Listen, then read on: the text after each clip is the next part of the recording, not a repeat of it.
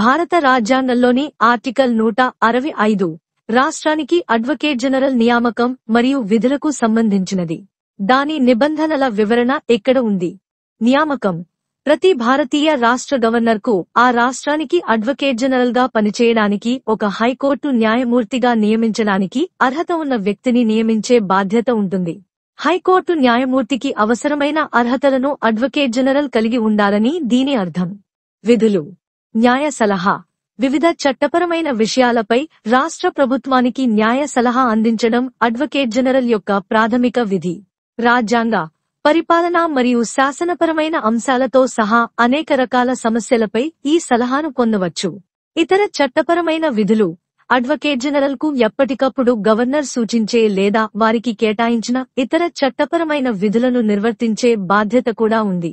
ఈ విధుల్లో చట్టపరమైన చర్యలలో రాష్ట్ర ప్రభుత్వానికి ప్రాతినిధ్యం వహించడం, చట్టపరమైన పత్రాలను రూపొందించడం మరియు ప్రభుత్వ చర్యలు లేదా విధానాలపై చట్టపరమైన అభిప్రాయాలను అందించడం వంటివి ఉంటాయి. రాజ్యాంగం మరియు ఇతర చట్టాల ప్రకారం విధులు: అడ్వకేట్ జనరల్ భారత రాజ్యాంగం లేదా ఆ సమయంలో అమలులో ఉన్న ఏదైనా ఇతర చట్టం ద్వారా వారికి అందించబడిన విధులను నిర్వర్తించడానికి బాధ్యత వహిస్తారు. పదవీకాలం మరియు వేతనం. పదవీకాలం: అడ్వకేట్ జనరల్, గవర్నర్ ఇష్టానుసారం పదవిని కలిగి ఉంటారు, అంటే వారిని గవర్నర్ ఎప్పుడైనా పదవి నుండి తొలగించవచ్చు. వేతనం: అడ్వకేట్ జనరల్ యొక్క వేతనం లేదా జీతం గవర్నర్ నిర్ణయిస్తారు.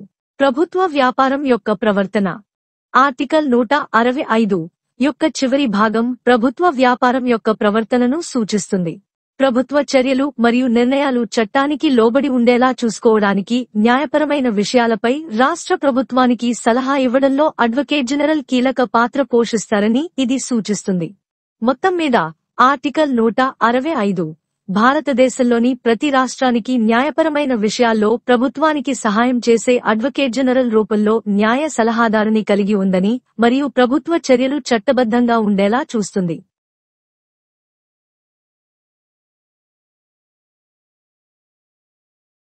భారత సంవిధానము. భాగము 6. రాజ్యములు. అధ్యాయము 2. కార్యపాలక వర్గము.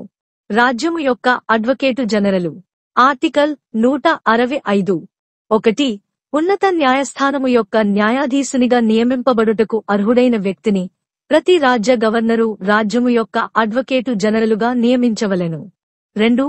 ఆయా సమయములందు శాసనిక విషయములలో గవర్నరుచే తనకు నిర్దేశింపబడు వానిపై రాజ్య ప్రభుత్వమునకు సలహానిచ్చుటయు, గవర్నరుచే తనకు అప్పగించబడు శాసనిక స్వభావముగల ఇతర కర్తవ్యములను నిర్వర్తించుటయు.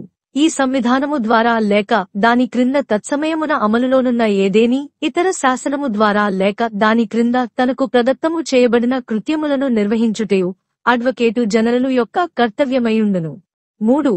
అడ్వకేటు జనరలు గవర్నరు యొక్క అనుగ్రహముండునంతవరకు పదవియందుండును మరియు గవర్నరు నిర్ధారణ చేయు ప్రతిమూల్యమును పొందవలెను. The Constitution of India. Part 6. The States. Chapter 2. The Executive. The Advocate General for the State. Article 165. Advocate General for the State. 1. The Governor of each state shall appoint a person who is qualified to be appointed a judge of a high court, to be Advocate General for the state. 2. It shall be the duty of the Advocate General to give advice to the government of the state upon such legal matters, and to perform such other duties of a legal character as may from time to time be referred or assigned to him by the governor, and to discharge the functions conferred on him by or under this Constitution or any other law for the time being in force. 3. The Advocate General shall hold office during the pleasure of the Governor, and shall receive such remuneration as the Governor may determine.